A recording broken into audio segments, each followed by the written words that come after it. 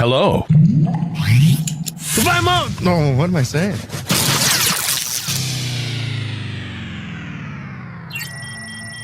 What, this? It's nothing. Really, it's nothing, Ed. It's just, it's just Vocal Minority with Nick and Steve. Have a good time. Make sure your seatbelts are fastened. Okay, you little bastards. The time has come. The moment we've all been waiting for. It's the Vocal Minority with Nick and Steve Alabruski. Let's go. Let's get this bad boy of a program rolling. Welcome one, welcome all. It's the Vocal Minority with Nick and Steve Alabruski. Welcome back for another podcast, ladies and gentlemen. Welcome to the show. You can't get rid of us that easily. We're like the STD of podcasts. We tend to stick around unless you really try hard to get rid of us. So. Yeah, it takes a while, dude. I know people who started listening to our show a long time ago that said, it's not that great. But they always tell me, like, I heard you talking about this on your show. Oh, you're still listening. Yeah, we're not gonorrhea. You can get rid of that. We're herpes. We're there for life. So yeah, that's right. Okay. Find us online, thevocalminority.net, and find all of our social medias on any social media site that matters. So. Oh, that's a good way to put it. I like that. Call us on our phone line, okay? It's a comment line. You can ask us a question, comment, do that sort of stuff. Turn your telephone into a microphone and dial 844-48-VOCAL. All right. Indeed. All right. I'm starting off the show today in radio mode. It's voice only. Yeah. I mean, if you're watching the podcast, though, I mean, what a picture, Harness. Well, I don't even know where that picture came from. Is that your house? No. Where is that pic? Nick put a picture for me on my profile here. It's just me giving everyone the middle finger. And I seriously don't know where that picture came from. That's at your house. I mean, yeah. Well, you were at home and I screen grabbed it. So that's funny. I don't recognize the artwork in the background. The place in Linwood? No, Tahoe. That would have been modern times. Okay. But yes, speaking of my home and speaking of Tahoe, as I talked about last week, I moved out of the Tahoe Basin. I'm down in Nevada. I'm in a swing state. My vote gets to matter this season, so that's fun. But I got settled into my new studio. I've been busting hard, and I did the math. This is my 9th home studio, and each one is fun. Is this your favorite, do you think? Or, I mean, how you feeling in it? Good? I'm feeling good. Yeah. All right. It's hard to say what's my favorite. I think number one, our first ever studio, because that's when we did the live show when we were all together in the same room. And that's probably my favorite. Most of us were in the same room. Remember, I used to be out in the living room by the front door. Yes. Yeah. Well, we were professionals. We had a call screener area. So right. The 3 of us were in the studio. Brewski was outside screening phone calls. And so this is my new one. And I've been working hard this week. And here we go. Ooh, look at that, dude. You really have been kicking it into high gear. I think so. And I can't tell if I went way over top, if this looks comical, or if I've done the best I can with the space I have here. So no, it looks good. I mean, I will say it looks comical in a good way. It almost looks comic bookish. You know what I mean? So it looks comic. Well, there's a lot of what we call Easter eggs in the background here. I've tried to represent every portion of things that I care about in this world, and every radio station that's been of importance to us anyway. So I see not one picture of Brewski and I behind you. Everything you feel is important in your life. Jeez. Okay. First of all, you're on the screen. I don't need a picture of you. That'd be kind of awkward, like picture in picture. Secondly, I have 2 vocal minority things behind me. Or is that not represented? It's good. Yeah, I see Buzz sticker. I see vocal minority. I see KRLT 93.9 The Lake. Yeah. I see some Paul Reed Smith action. I spy KBSG on the right side there. Yeah, elevator, take it on up. And, of course, your vintage microphones. I see, is that a Doors poster up there? It is. That was more there for my edification. But, yeah, it's that's Jim Morrison making a little appearance in the corner there. So. I didn't know you were a big Doors fan. Yeah. I didn't know that. I mean, on my top 10 list, they're certainly there. That was a cool poster I got at the Rock and Roll Hall of Fame in Cleveland years ago, and it's, cool. And the band I used to be in, South Normal, was, we used to be described as a mix of Pearl Jam and the Doors. We had a very Doors thing going on. So, yeah, I was into them for a while. And quite frankly, our first ever intro theme song for the vocal minority was Peace Frog. That's right. Yeah, that's old school vocal minority, dude. Right. Bringing it all back around. Did you know, by the way, that the first time that Rick James ever dropped acid, he did so with Jim Morrison on Venice Beach? Wow. That sure was quite an adventure. I think you're required to if you hang out with Morrison. So yeah, but can you imagine that? You're partying with a young Rick James and Jim Morrison. I mean, yeah. Oh, crap. What a time, dude.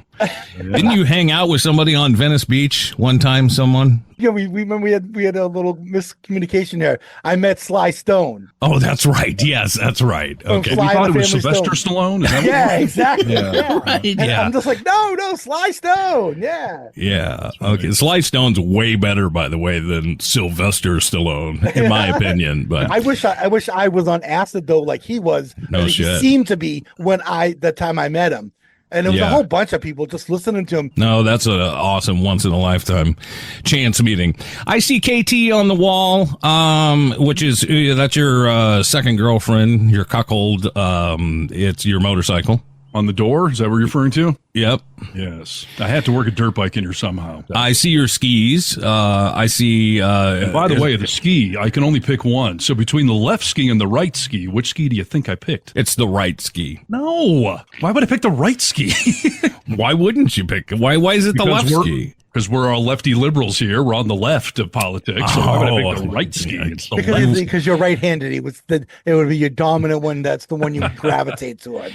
You were way too stoned putting that together. There's way too much thought that went into that, dude. Again, it's an Easter egg. I don't expect everyone to pick up on it. But yeah, there's a big L sticker in the middle. It's behind my microphone. But yeah. Is it the first episode of Spider-Man up on the left? It is. That's Amazing Fantasy 15. That's the origin of Peter Parker getting bitten by the radioactive spider. We got a Hulk comic on the right, and I can't tell what's above it. Can you, Brewski? I don't know. I don't know if you can see it from that vantage point. It's tricky. It's Iron Man. I've tried to represent. I've tried to put a little spice behind. We got music. We got radio. We got dirt bike, skiing, everything. So, and the drum kit behind me too. So, yeah, it's a free for all, dude. It looks good. Nice work. Speaking of studios right now, I'm just going to step aside here for one moment. Let me step this way. I'm going to step this way and wonder why Brewski hasn't met. Brewski has not seen this. I've had it in the studio for 3 weeks. I've been waiting to see. Yes, I haven't noticed it yet. Oh my gosh, I'm sorry. Oh, it's all right. So one of the first T-shirts we're going to put in our shirt shop is a slogan my son came up with: "Justice for Brewski." And Nick bought a sign like you would see in a movie theater where they put the letters in, and he's got a big sign behind him that says, I got to put my stripper sign back up behind me. Yeah, you do. I like that. Oh yeah, how's my lighting? That's the one thing us radio guys are not very good at. I can't tell. I look a little blue to me, but it's bright. But you look really clear. Yeah, we'll fine tune that part, but it looks good, dude. Nice work. Yeah, it looks real nice. Yeah. We've got 3 fantastic studios that put on this podcast each and every week. You get 2 episodes. We call ourselves the Vocal Minority with Nick and Steve Olabrowski, and we thank you for joining us today. Should we get into it? Yeah, let's do some news. We interrupt this broadcast to bring you this. We interrupt our program to bring you a special. Here is a news bulletin. We interrupt this program to bring you the humanity, all the things. A date which will live in infamy. The only thing we have to fear is fear itself. Need to know news. News you need to know. Thank you, Johnny Gilbert. Steve Harness. Hey now, that's me. Isn't it cool that I have a jingle? I'm sorry Nick doesn't have his anymore. I have mine, but I didn't ever get it stripped. I have the musical jingle. Maybe I should bring that out. Is that the problem? No, I have it on air check cassette tapes. Yeah, I can get it. With the fun cheesy music behind it. Yes, that would be great. Yes, definitely do that. So yeah. All right, need to know news we feel you need to know. I'm generally not a big fan of sports interviews. I'm not talking like a sit down interview. I'm talking about after the game's over when they either shove a mic in their face or they do the little press conference thing at the end. I just feel like it's always cliche. Everything is just, we got it together on defense today. We really executed. Offense was strong today. It was a team effort. Like it's just sports cliches and metaphors over and over. Right. Yeah. I mean, if someone has a big game, that's one thing, but the majority of them are all just to get, the talent on camera. So Right. Well, and I understand most athletes aren't broadcasters per se, maybe when they retire. But I don't know, Bruce, do you have a theory? Why is it just cliches? Are they not comfortable talking, or do they have nothing? Is there no way to expand? It depends, because some teams, when Bill Belichick was head coach here at the Patriots, players would get fined and be in a lot of trouble if you said too much before the game or after the game. After the game, if you talked about injuries, that was a no-no. Before the game, if you talked a lot of smack about the other team, Bill didn't like you doing that either. So you think they've just been paranoid institutionally to not babble too much, just keep it short and sweet, so they just do metaphors? Yes. They are conditioned because they'll talk to the PR person for the team. They know the rules ahead of time. So yeah, okay. Well, we've got one here this week that I think may be a gem, and it's certainly one you want to listen closely to. Bruce, help me out here. I don't know how to pronounce this guy's name. Dallas Maverick basketball player Luka Doncic. Doncic. It's got all the little asterisks on it, and he's Slovenian. Okay, so Luka Doncic. Yep. Doncic. He was answering media questions about the team's NBA playoff game victory earlier this week, and I think we should just play the audio, and we'll dissect the nuances of what was said and heard. Just our sharing the ball and our energy was great. What do you think?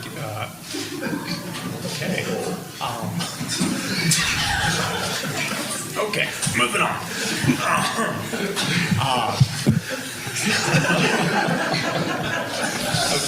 I hope that's not live.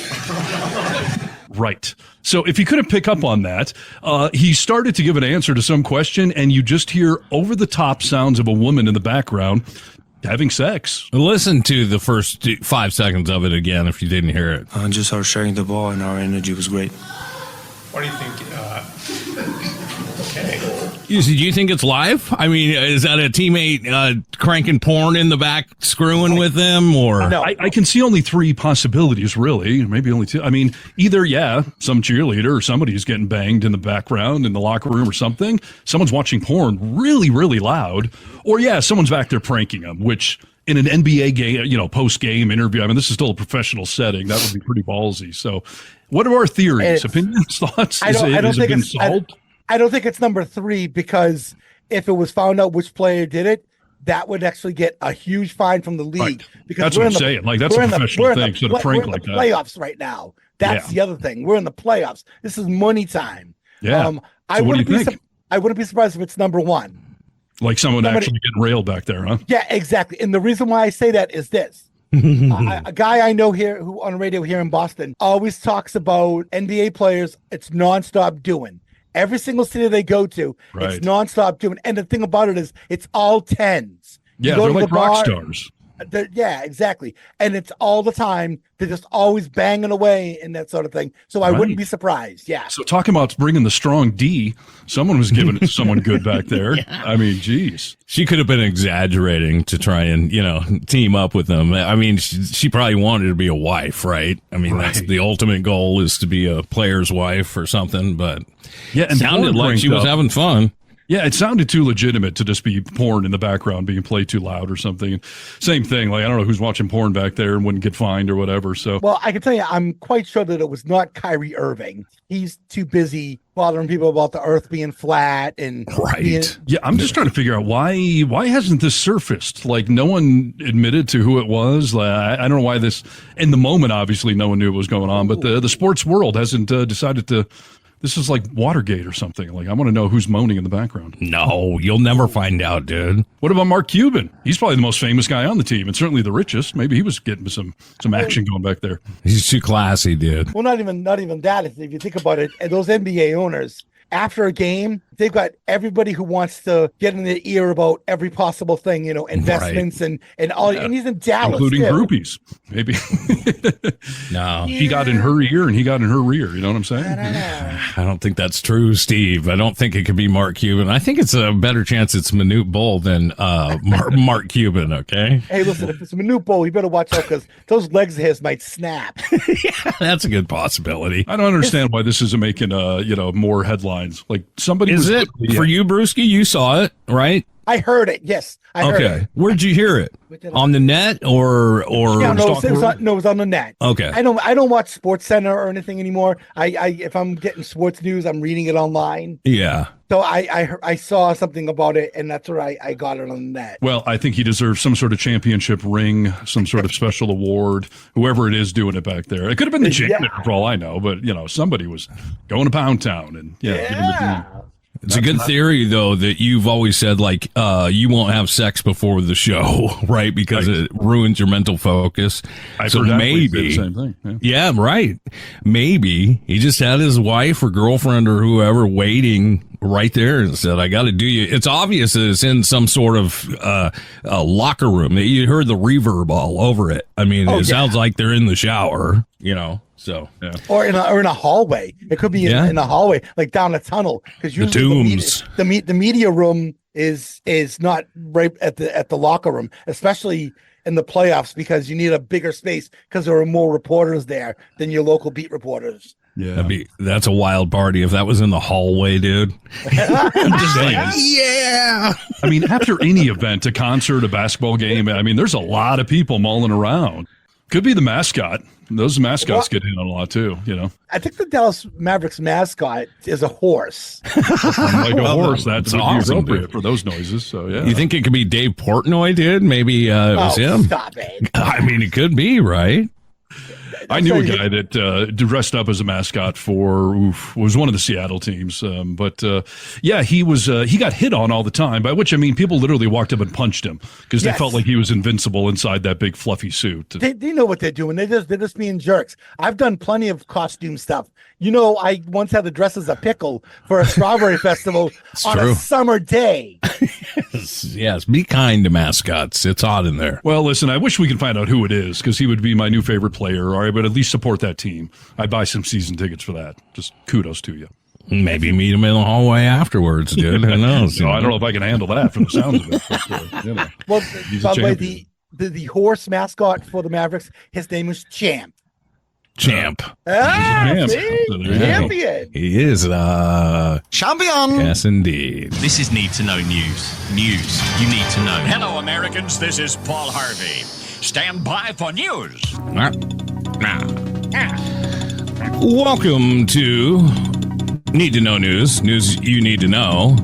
So many things are happening. Trump hit the courts today. Michael Cohen is trying to blabber away about him. This is recording day anyway, but we know that it's going to be a tough week here for Donald Trump in the courtroom. Prior to all of this, he did get to put one rally in as he went into New Jersey, and by all accounts, let's just say that there were, I don't know, people were live streaming and I was watching it, okay, on TikTok and Facebook. The people were live streaming it. Yeah. It looked to me like there could have been, I don't know, 5,000 people there, okay? He said there was 100,000 people there. Of course. Which, I mean, that's crazy, right? You fill up any stadium with that. It's crazy, okay? Then Fox News started backing up and saying, okay, we're only 30,000. It was a bit of an exaggeration. Well, that's a huge exaggeration, but there weren't 30,000 there.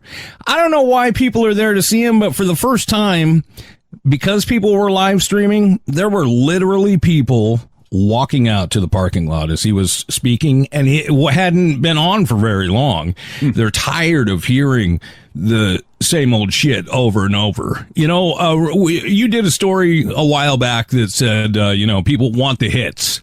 Lock her up. They want all those hits, right? He doesn't have the same appeal for these live events that he used to. And they've either been not selling out or people have been leaving early and saying they want to do the wall chant or the lock her up chant or whatever it is. It's like going to see REO Speedway and you want to hear the classics, not the new stuff. From everything that I'm reading, and I'm going to tell you guys, as a service to this program and the people that listen to the show, I tuned into Fox News this weekend on rally night because I thought, maybe I'll get some good information, and happened to turn my TV off and then got up the next morning and turned it on, and then Fox News was on. So I watched it for maybe another 20 minutes. I started feeling ill.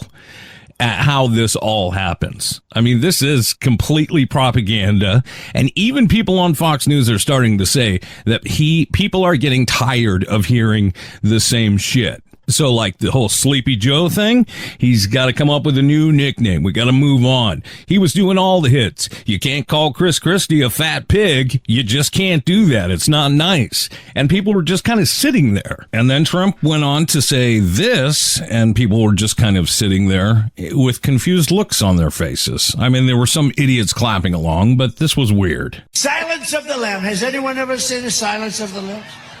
The late, great Hannibal Lecter. He's a wonderful man. He oftentimes would have a friend for dinner. Remember the last scene? Excuse me, I'm about to have a friend for dinner as this poor doctor walked by. I'm about to have a friend for dinner, but Hannibal Lecter. Congratulations, the late, great Hannibal Lecter. What's going on with that? Wowzers. Where to start? Does he think Hannibal Lecter's a real person? I mean, that's my first question. I don't know, dude. I don't know. Great. And did he die in the movies? Did he actually die? No. So he's not even correct that Hannibal Lecter is dead. Does he think that was a documentary? Is that, I mean... There's a good possibility. I have no idea what he's talking about. And he also calls it Silence of the Lamb. Just one single lamb. It's not. It's Silence of the Lambs. And why do you pick up on all these mass murdering people and idolize them from real life to the movies? I mean, that's so crazy to me. You know, Trump would do well to write maybe some of these speeches out someday, but he never will. So this is all just stuff flowing off the top of his head. So yes, why is Hitler always on the top of his head? Why are serial killers? What is even the context that he thought bringing up Hannibal Lecter would make sense in a political speech? Brewski, what do you think? I think it's obviously it's dementia, or it's something like that. Maybe he's it's possible that he's kind of in between worlds, like what's real, what isn't, you know. I mean, we know Anthony Hopkins is still alive. He's 86, so he's not dead. That's a good point. Even the actor is still alive, not let alone the character. Yeah, exactly. You know what, Brewski? You may be onto something, because they say when you have dementia that the memories that you have are that of the past. Silence of the Lambs was fucking out when I was in high school or something. That was 30 years ago. Like late 80s, wasn't it? He could have Parkinson's. And the reason why I say that is because with Parkinson's, you drift in and out, where sometimes you'll be completely fine and lucid, but then out of nowhere, the person will get really agitated, or they don't know where they are. They start hallucinating. Listen, that would actually be a more reassuring answer, that he has some actual mental disability or disease going on. Because if this is how a quote unquote competent man that's running for the president, if this is how he actually speaks extemporaneously, this is disturbing stuff. Oh, completely, dude. I mean, everything I was listening to, I was just like, oh my God, dude, what is going on with this guy? And we know that he is, obviously going through court trial. Have you seen him address the press on these court days? Yeah, it's a disgusting vomiting of falsehoods and narcissistic statements. And I haven't played any audio of it because it's the same frickin' thing every time he comes up to the mic. He's got the gag order, but he's got these things that apparently he can say. And it is. I mean, it's all falsehoods. All legal scholars agree. You could never say that. About anything, right? No, you could never say that. And I'm so tired of hearing him. I'm in a cold courtroom. They can't seem to get the heat right. They just can't do it. I'm going to go sit in cold. Like, really? Who cares? He doesn't have his Diet Coke. That's what's really driving him nuts in there. Maybe that's the thing. He's not getting enough like aspartame or whatever in his system, so he's going crazy. That could be it. And by the way, he keeps complaining about, I'm in court when I should be on the campaign, trail out there. But I saw an article the other day that pointed out the fact that the vast majority of his days off from court, he's not out on the campaign trail. He's back down to Mar-a-Lago. So if it was really that important, he would take every off day. He's at Bedminster golfing. He was at Bedminster golfing just the other day, and he was in the woods looking for his ball. And somebody said, "Oh, did he accidentally go over to visit Ivana's grave?" Harsh. Oh, good boy. Point, though, that shows you his priority. He made sure he got to the damn golf course, but no, he's not going to stop by Michigan or Ohio or something. No, come on. let's hear something else that he was talking about. I'm going to set this clip up only to tell you, because I hope you guys know what I'm talking about. And I'm speaking to all of you. I think you understand that Trump is notorious for being very embarrassed if he would ever slip up, misspeak while he's giving a speech. Sure, he's got all the best words. He's got all the best, and a big brain. If he makes a mistake on a word, he starts taking the story in a different direction for a second to try and act like he meant to say that shit, right? Exactly. Yes. Yeah. Okay, this may be one of the best. I'm just going to play it. You can give me your opinion, okay? We're going to evict this man, the worst president by far. Jimmy Connors is good. He's also happy. Jimmy is a very happy man, both of them, because you know what? They want him out. Jimmy Carter had a bad reputation. Right now, he is considered a totally brilliant president by comparison. Right now, he is a totally brilliant president by comparison to Joe Biden. Jimmy Connors. Wow. What is he? That's a tennis player, isn't it? It is. Yeah, it is. Yes, it is. That's hilarious. Jimmy Connors. Everyone wants him out. He's very happy. He doesn't know fucking Jimmy Connors, and I mean, what is he talking about with Jimmy Carter? Well, the problem is that the country did go through an economic downturn during the Carter administration, and then you had the boom with Reagan. But what they don't understand is that Reagan was doing deficit spending like no tomorrow. He exploded the debt. That's why it looked so good compared to what Jimmy Carter was doing, which was being honest and trying to do things the right way. Let's point out two things about Jimmy Carter. First of all, he famously had a peanut farm, right? Mm-hmm. Yep. That when he became president, he sold or divested from. He sold it completely. Yep. Yeah, because he said a president can't be actively in business, The unspoken rule of, the right things to do for years. Come on. Did you know that he also actually had solar panels installed on the White House? Jimmy Carter's a great man, dude, in my opinion, But, I mean, there's a lot of really great information about him. During the war, he was actually a bomb diffusing tech. Let me tell you this, dude, that whatever you think of Jimmy Carter, a good president, bad president, one thing that I can tell you that itches my craw the right way is at 86 years old, 82 years old, that he's out at Habitat for Humanity building houses, dude, because he cares about the people in his community. And I haven't seen anything like that from Trump. No, of course not.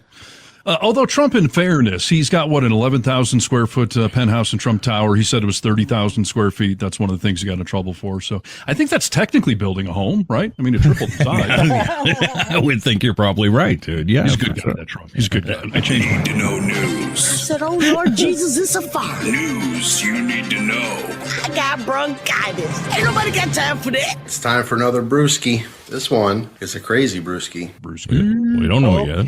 Steve, we've talked before about time travel and yes. that sort of thing. We've talked about that. Time travel is real to the future only, but yes, time travel is real. Okay, well, yeah, and we've all seen in sci-fi movies like portals where, there's like this circle and like you walk up and you step into it and then you get transported to, another place or something like that. Sure. Yeah. Quantum Leap, dude. Quantum Leap's a good one, but yeah. Doctor Strange would be a good modern reference in the Marvel movies. Literally, he opens portals that you walk through. Well, there's actually a portal in New York City right now in the Flatiron District. What? Tell us more, dude. That's not a real one, right? This is a attraction. It flashes back to old school New York. It's nothing but hookers and no, you're kind of close, but that was fun back then. So on one end of the portal, it's New York City. On the other end of the portal, it's Dublin, Ireland. I think I saw this, right? It's like a live stream. It's a huge window portal, but you can see each other on each side of it, right? Exactly. In real time, live, right? Yeah. Yes, exactly. So it says that this is why we can't have nice things. Surprisingly, absolutely no one. The voyeuristic new Portal Street exhibit in the Flatiron District connecting New York City and Dublin with a 24/7 live video feed has already caused chaos, with mischief makers on Ireland's side flashing everything from bare bums to swastikas and a photo of the Twin Towers in flames on 9/11. Oh my gosh, dude. Are you kidding me? I mean, I expected the titties and the butts and all that, but wow. The thought didn't even occur to me because I did see that on the news, and I thought, what a cool thing for people to be able to wave at each other. So, but yeah, you're right. That would lead to all sorts of shenanigans. And the problem is you couldn't be arrested on both sides. You'd have to be arrested in Ireland because even if you're exposing yourself in New York City, you can't be arrested here, obviously. It's funny, dude. I did a story maybe 6 months ago that was something not similar to this, but live feed. There's all these cameras that you can go on the net and watch around the world. Yeah. And somebody was watching one and saw a woman getting raped on it. And was able to, and she was in a different country and was able to contact those authorities, and they went and arrested the guy. Do you remember? No, that's a good use for those. Yeah, so I mean, it definitely can happen. I don't know why they couldn't, at least, I mean, you're being looked into, dude. You're flashing swastikas up there and the towers in flames. Like, wow, dude. Yeah, but that's not technically illegal. I mean, it wouldn't be here, at least. That'd be protected free speech. It's obviously distasteful and you're egging on the other side. But yeah, I got to wonder what some of the Irish laws are, especially about public nudity with drunkenness over there. Well, there was a woman that was arrested because she was drunk in the middle of the day and she was grinding her ass against the portal. See, I'm all into that, dude. I'm okay with that. I mean, that's what I expect. Listen, you bring up a good point. If someone, was outside SeaTac Airport here in Seattle holding up a picture of the Twin Towers in flames, you think they'd be able to board the plane? Well, boarding the plane is different because that's a private business. So they can kick you off and put you on a no-fly list for a variety of things. But you couldn't be arrested for it because it's freedom of speech, unless it's like some sort of no protest zone, or if you're on the airport property, that might be private property. But the general premise, like where this portal is it in Times Square? Is that where it is in New York? No, it's in the Flatiron District, which isn't too far from Times Square, but it's right near there. Right. So it's public property, though, right? Yeah, but the one in Dublin is on a street called Talbot Street, and Talbot Street's kind of like a party area, and it's kind of like a scene of like that's where people go and get crazy, So it's part of Ireland, is what you're saying. They drink a lot to party. Are they taking it down, Brewski, or is it going to live? It doesn't say that they're removing it anytime soon. Well, that's a big, expensive thing and a lot of technology. And actually, it weighs 3.5 tons. Wow. You know what they may have to do is go back to old school radio, dude, and have a dump button. Just have a guy watching the feed all the time, and or a woman, and have a little dump button. You know what I mean? Yeah. Or we just need to up our game. Like USA, come on, let's piss off the Irish. They're egging us on. Let's see what we can do. Just sit out on the street pouring Guinness or something. I don't know, just wasting. Well, it's interesting because some people are saying, I'm surprised that there hasn't been even more vulgar behavior on both sides. Completely, dude. As soon as I saw it, I saw a clip of two younger girls like waving back and forth and they were giggling. I was like, my immediate thought was like, ooh, that could be fun. Not the two young girls, the portal, just, being naked. You could do some dances. Someone's going to have sex on the portal, I mean, somebody's going to say, we talked about mutual masturbation on the last episode. So yeah, you can do a little across the pond. Yeah. And by the way, how long until we get our first marriage or something out of this? Until someone meets someone through the portal and they decide to connect across the ocean. Wow. That's a beautiful story. I can tell you right now that the group that put this up, portals.org, has plans to put them up in several other cities around the country and also around Europe as well. It's a nonprofit? They have a nonprofit domain. Whether they are a real nonprofit, who knows? But it's portals.org. But then again, remember, Captain Stabbin, the old porn site, for a while, they were captainstabbin.org. So funny. We're gonna have to figure out a way to solve this obscenity stuff, though. Isn't there? You can do like on Instagram, like those filters where your eyes turn into cat eye. Like, couldn't they do like just if nipples show up, they just put a smiley face over it or something? Yeah. I bet they've got the technology to do it. It's how much do you want to put into it, I guess. But I think the delay is the only way to do it, because if you see that swastika, I mean, you can't have a symbol for everything to cover, in one of those filters. You got to be able to dump some programming. We'll see how it goes. You know what? You can put a dump button on either side, like you said, Nick, and empower people. Hey, you see something you don't like? Go hit the dump button. Yeah. You know what I mean? Like almost like giving them an FU sort of thing, Totally. I think your analogy, though, of live TV is apt because, broadcast TV deals with that issue all the time. You have to have a human being there to be able to hit the dump button. So maybe portals.org just needs to expand their, workforce and hire some censor dump button people. I just thought it would be nice if there were if there was a button for people on the street to push. And then when, say someone in Dublin did something offensive and you go up there and you hit the button, then a thing pops up on their screen that says you got dumped, something like that. Yeah. You know what I mean? The other side of this portal hates what you said and they're no longer around. It'd be fun if we could spray them with water if they were being inappropriate or something, or release some noxious odor. Only if it worked one way, dude. It could be, coming to a city near you. This is Need to Know News. News you need to know. Thanks, Steve. Welcome. So back during the GOP primary, Vivek Ramaswamy was getting his 15 minutes of fame. And I made a couple of statements about the guy. One that, you're never going to hear about the dude again now that the primaries are over. And for the most part, we really have not heard about him. But apparently he's got a podcast going now or some shenanigans. I don't know. But I had also said when he was running back then that you're living in a dream world, Vivek, if you think that the GOP is ever in a zillion goddamn years going to nominate you to be president or even vice president, by the way. I don't think that's happening either. But he's living in a dream world if he thought he was ever going to be nominated by the GOP of all parties. Maybe the Democrats, if you had been more liberal, they'll embrace a brown guy, but the Republicans never will. No, it just won't be done. No. Do you feel like that was a bold statement to make, or just saying that the sky is blue, that this guy's brown, and they're not going to vote for him on the red? I think that's kind of obvious at this point, which is sad. The sad state of affairs. This is a new party, right? This is not your grandpa's Republican Party, and I don't even know if they would have done it. So, well, exactly. No.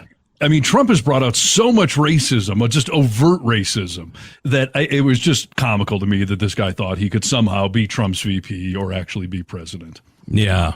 So, yes, right-wing commentator Ann Coulter was a guest on his podcast. And Nick, play some audio from Miss Enlightened GOP. And by the way, I mean, I think Ann Coulter does actually represent the GOP pretty well. I mean, she's a crotchety old white lady who maybe was good-looking several moons ago. But so, yeah, she spoke from the heart on her opinion of Vivek Ramaswamy being a Republican nominee. And that's who I brought on today, somebody who I think has some thoughtful perspectives on the future direction of our country, of our conservative movement. It's Ann Coulter. So, Ann, thanks for coming on, and I'm looking forward to our conversation today. Me too. Thanks for having me. That was a fantastic opening monologue. I, too, am a fan of yours. I'm going to make a point of disagreeing with you so that it will be fun. You are so bright and articulate, and I guess I can call you articulate since you're not an American black. Can't say that about them. That's derogatory.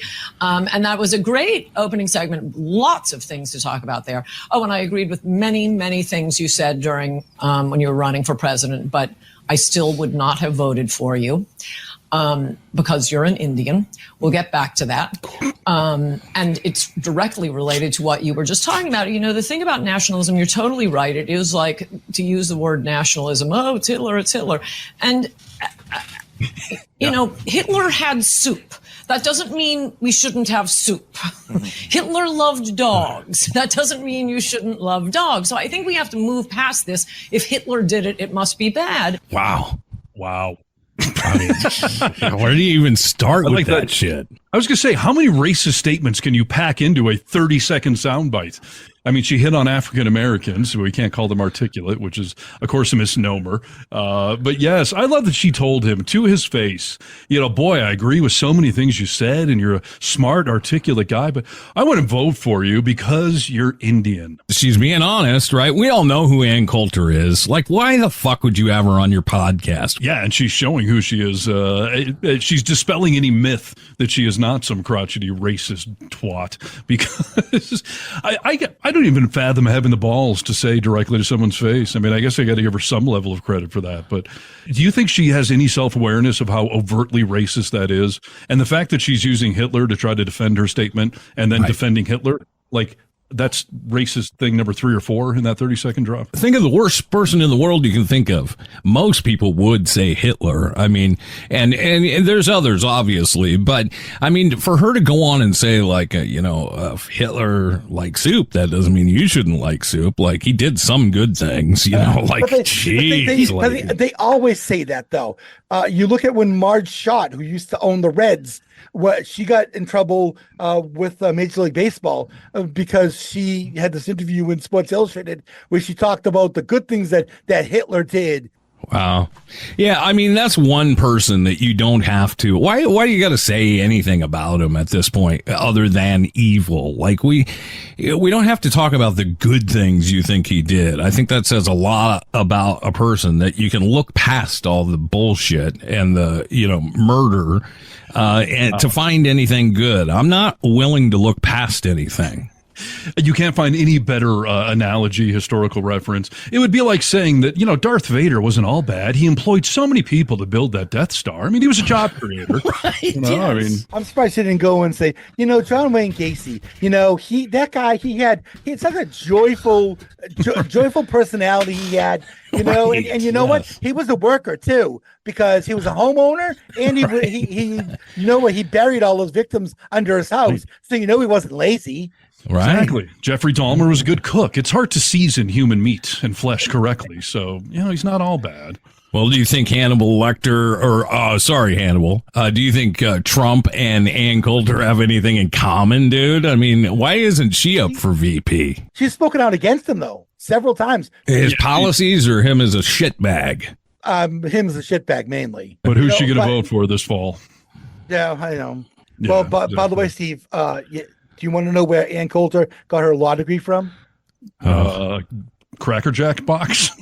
Think of one of the most liberal towns you could ever think of. Berkeley? Someplace very well. Ann Arbor? Exactly. No, she went to the U of M? She did. Oof.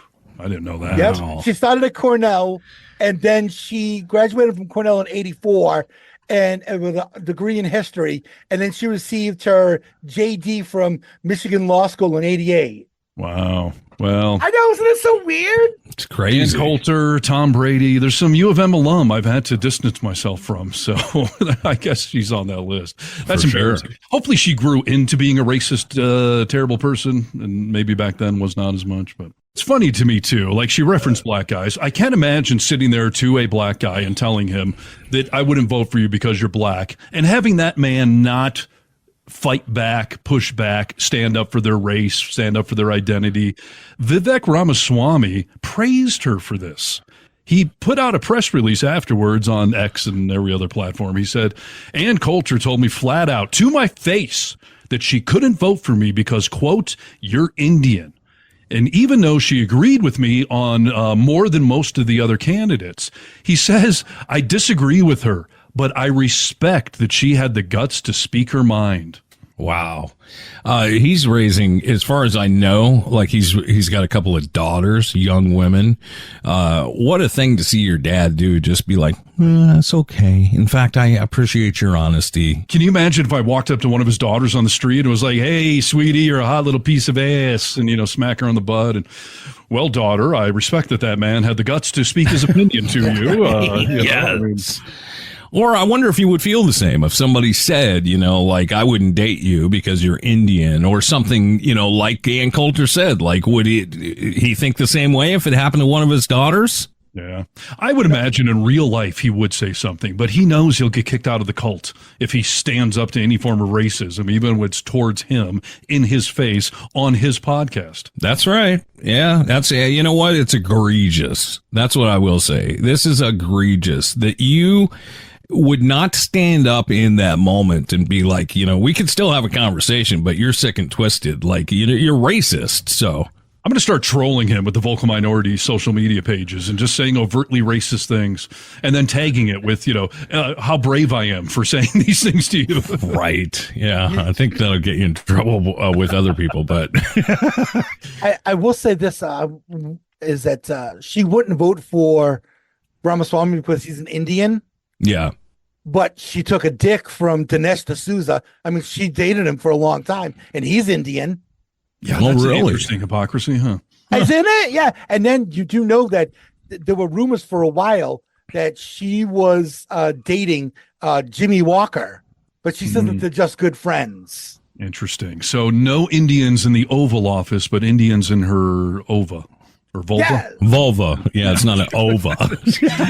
I will let Indians near my ovaries and my vulva, but not near the Oval Office. God damn it, 'cause this is America. We interrupt this broadcast to bring you this. We interrupt our program to bring you a special. Here is a news bulletin. We interrupt this program to bring All you the humanity, all the things. A date which will live in infamy. The only thing we have to fear is fear itself. Need to know news. I said, oh, Lord Jesus, it's a fire. News you need to know. I got bronchitis. Ain't nobody got time for that. Last week on the program, we were talking about Von Schützenpants. What's his? Yeah, Von Schützenpants. Yes, Von Schützenpants, his official nickname from the inner circle for Trump. Yeah, they just keep getting better as this trial goes on. I wish so badly there were at least audio recordings of what was happening in court with Trump. Yeah. This would be resonating so much more with everyone, pop culture wise, if there was video and audio. So I hate that there isn't. Yeah, I hate it too. They're getting, live readings and then we all have to read them. And I mean, that's nice to see the text and everything else, but, it would just be so nice to have the audio of the actual stuff that was happening right now. It's funny to see how many things are rolling into the record. Lawrence O'Donnell, who's, I think he's a show favorite, right? Oh, Sure. yeah. Yeah. NBC All-Star. Yeah. He's a broadcaster. He's a journalist. He's a broadcaster. Mm-hmm. He, like Jake Tapper last week with Von Schützenpants, took an opportunity to read some things that came out of the courtroom this past week with Stormy Daniels on the stand. Where Donald Trump was called the Orange Terd repeatedly by Stormy Daniels and by his own lawyer. The woman he has paid more money to than any woman he hasn't married, criminal defense attorney Susan Nicholas, repeatedly called her client Donald Trump the Orange Terd. That's fantastic, dude. I mean, he's got to be dying in there. He's got to find this so humiliating. Yeah, I mean, he does not have top-tier lawyers, clearly. It's so hilarious that they introduced that into evidence. And I believe Stormy said something that prompted the lawyer to have to read it, basically. They were trying to argue that Trump should be able to fire back at Stormy Daniels because she's using language like this to attack Donald Trump. So why shouldn't he be able to say something back to her? They were trying to say that she, was trying to get him indicted, arrested, and all that. And she was like, I never tweeted anything like that. They're like, well, you called him the Orange Terd. And then they had to keep repeating it over and over. And yes. Like, I called him an Orange Terd. There's nothing in there that says I'm trying to get him arrested. Like, it's so funny. And she's not on trial, so... and by the way, I love what the judge said to Trump's team. Like, there's a thing called cross-examination where you can refute this. And by the way, your client can get up and testify too and tell his own version of these events. That's how a trial works. But we all know Trump won't do it. No, he will not do it. And he's already said, the judge has said a couple of different times now that I've read the judge is saying, like, I'm surprised. I'm surprised that you weren't making objections. Right. Like, you could object to some of this shit and you're not. I mean, yes, it's like the judge is teaching the lawyers live on trial. Like, you could have objected to several of those things. I would have. I'm an attorney. What are you doing? One of the things that's surprising about that is that one of his attorneys is actually somebody that was a former SDNY prosecutor. and now he's doing private practice. And by all accounts, by people like Andrew Weissman, who also worked at SDNY in that office, he had glowing things to say about that attorney. The one that Trump's been nagging and poking and saying, you need to do this, you need to do that. And the guy looks really pissed off at all times. Yes. In fairness, I guess, to his lawyers, they have the impossible job of trying to defend him for something he's clearly guilty of. He's got to be the worst client in history, and they probably know they're never getting paid. I think that they know they're not getting paid, and they're just doing this to further their career. You know, they'll get paid down the line from other people, but not from him. Right. As we go down the line here of things, we talked about last week on the show that Trump was definitely, we were taking bets. Will he go to jail? Will he not go to jail? Will he play the martyr? And we all said yes at various stages. Trump put out an email. Ben Meiselas reported on this, and this is, if you don't see through this, you're a terrible person and I hate you. Donald Trump is sending a panicked email to those on his email list telling them that he may go to jail for the rest of his life and that you better give him some money because he's very nervous about going to prison and that this may be the last message he ever sends. Don't threaten me with a good time. And how much do I need to pay you for you to go to prison for the rest of your life? Here's the email. The subject says, this could be the last email I ever send. And here's the email that he sent out. It says, friend, I will never stop speaking my mind, but that means that the filthy Biden judge could throw me in jail at any moment. Corrupt Fani Willis already arrested me. Crooked Judge Merchan can do it next. So before I step back into that New York courtroom and face the possibility of life in prison, I need to know, are there any final words you'd like to share with me? If it comes down to it, I will gladly go to jail to defend you and the Constitution. I would do anything for you. Wow. Parting words, hit the road, Jack. Don't you come back no more. I see through it though, Nick, so we can still be friends. Okay, good. Brewski, yeah, you see it, right? Okay, absolutely. It's hilarious on 10 different levels, as if even if he is going to go to jail, or at least he's going to be found guilty. I don't know if they're going to send him to jail or not, but the notion that, like, he's had his keyboard, like, this is my final message. Like, I got to hit send quickly before they come in here and arrest me. Captain's log as the ship goes down. Come on, dude. And what a coincidence that every corrupt official is going after Trump. Every judge, every district, everyone's just corrupt. And let's remember that it was his attorney general that actually sent the prosecutors after Michael Cohen and put him in prison. And don't tell me that Trump had nothing to do with it or wasn't in on all of those meetings or at least hearing about it, because he was. I don't want anyone to ever forget the fact that Michael Cohen already went to jail for this case. How does your lawyer get found guilty and go to prison, but somehow you aren't? It's preposterous.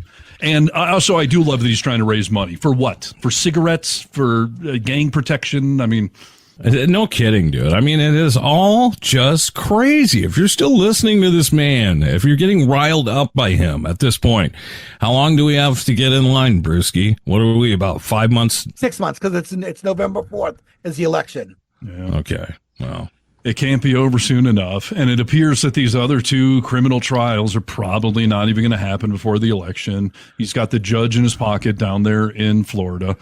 And the Georgia case just, got derailed with this whole her dating the special prosecutor and stuff, which I don't give a crap about. But I give a crap in as much as it gave them something to go after in a stall. And it's just, I feel the American population deserves to know if the guy they're voting for is going to prison or not, is a convicted felon or not. And yes.